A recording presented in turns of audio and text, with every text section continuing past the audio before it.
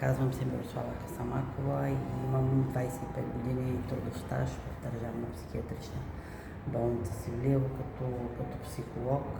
В момента специализирам клинична психология към клиниката по психиатрия във ВМА. Позитивен психотерапевт съм от 2009 година. Имам специализация преди това по клинична и консултативна психология, фамилиен и брачен консултант. И от последната година имам изкаран сертификат за работа с зависимости по модел Минесота. В този момент виждаме колко е огромен проблема с зависимостта при младите. Дори тази вечер предстои бдение по повод загубата на една човешка душа в Благоевград, Ивана. И много са децата, които си отиват от този свят нелепо поради това. Според вас, какво трябва да се направи като специалист?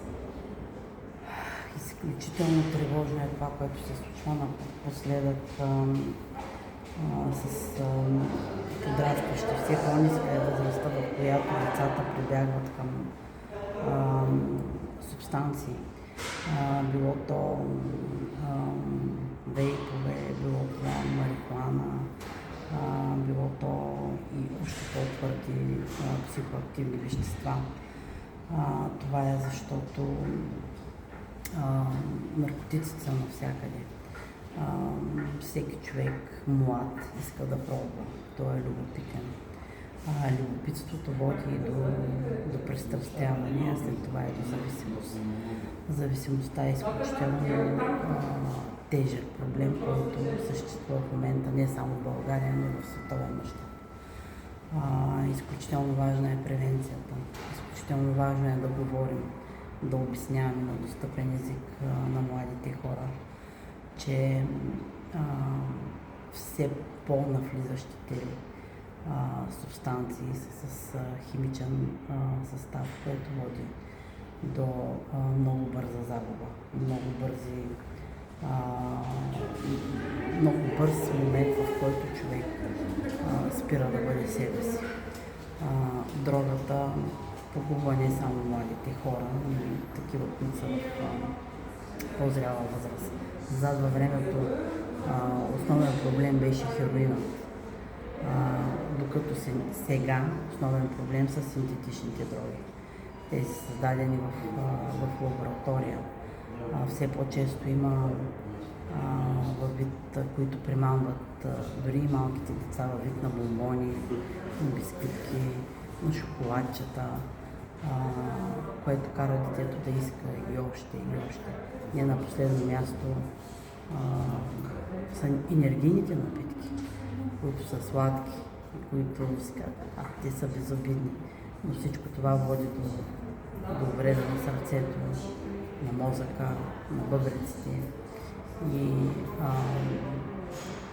изключително важно е да обърнем внимание на младите хора, че наркотиците имат временен ефект, въздействието е временно, еуфория, но последиците са изключително страшни, катастрофални.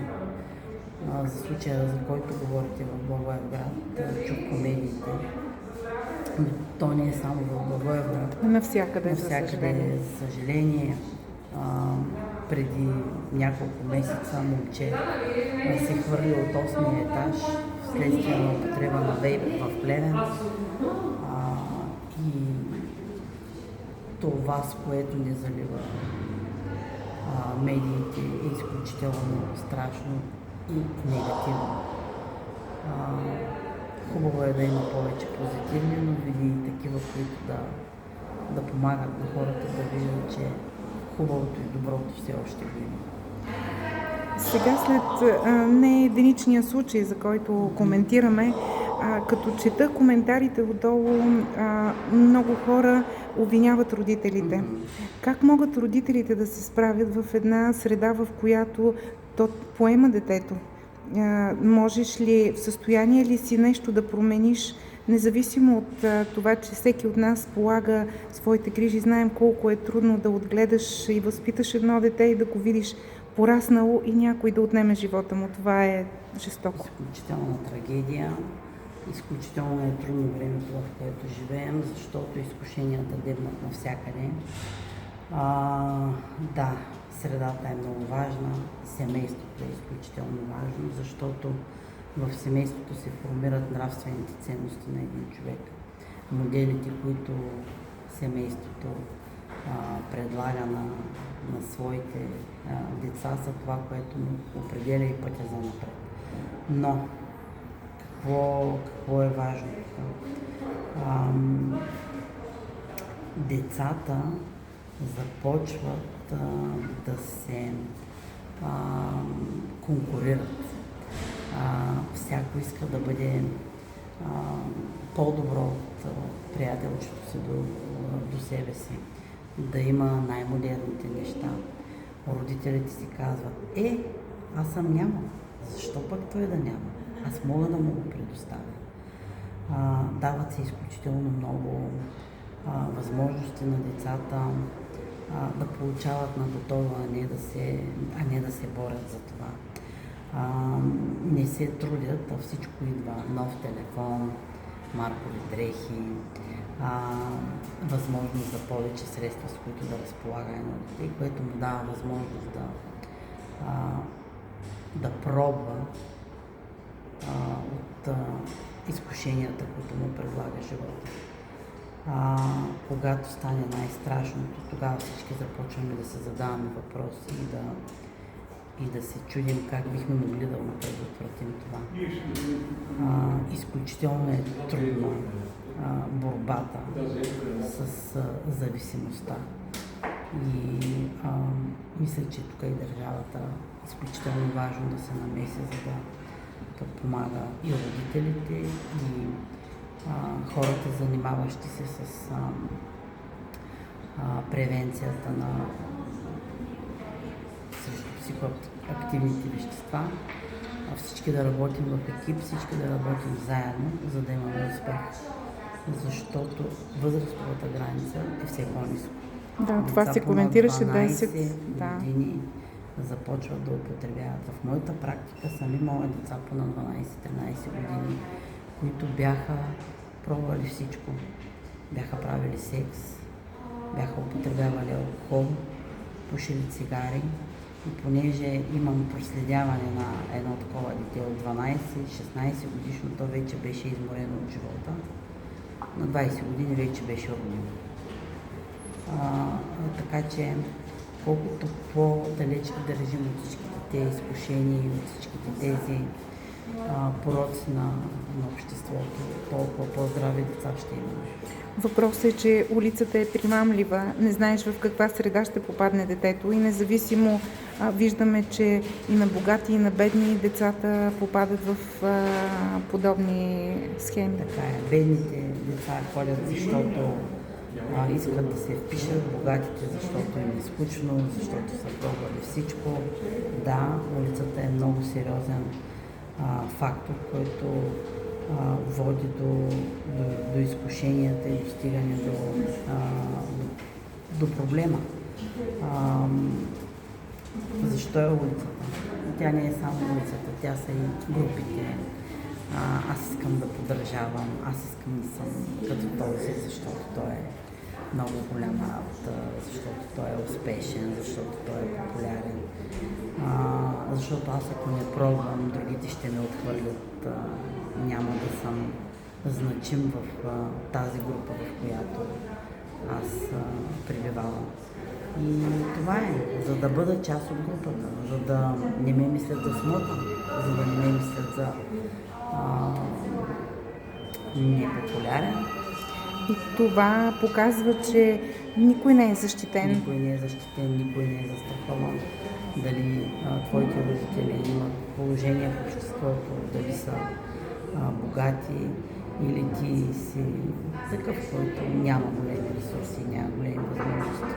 Факт е, че от работата ми с зависими съм разбрала, че и това те са споделяли, че Ако искаш да употребиш, пари винаги може да намериш.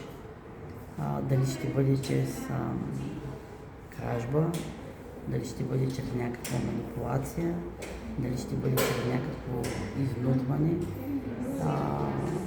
Зависимостта води до много противообществени прояви, до много противозаконни неща, как родителите могат в зародиш да забележат, че има детето проблем? Странности в поведението,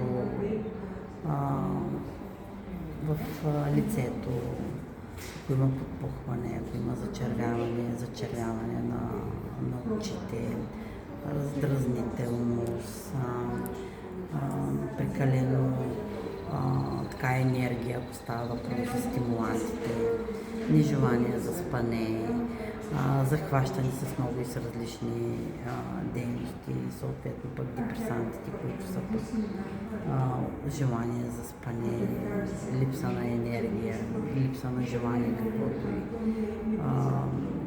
да прави, такава вербална агресия също подсказва, че има проблем с това дете. И хубаво е родителите да бъдат бдителни и да вземат възможно бързи мерки по отношение на своето дете.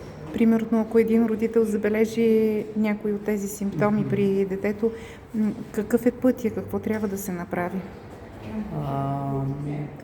Да има един спокоен разговор с детето за разбиране,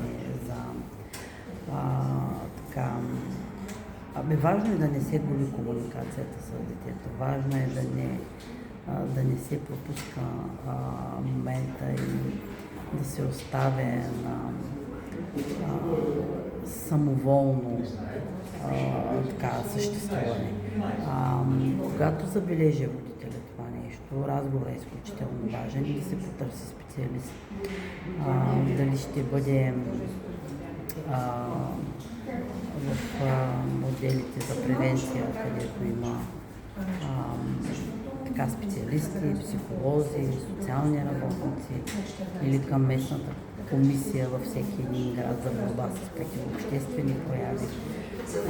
Но основно е да се намери пътя към детето, за да може то да се разкрие и да сподели за своя проблем.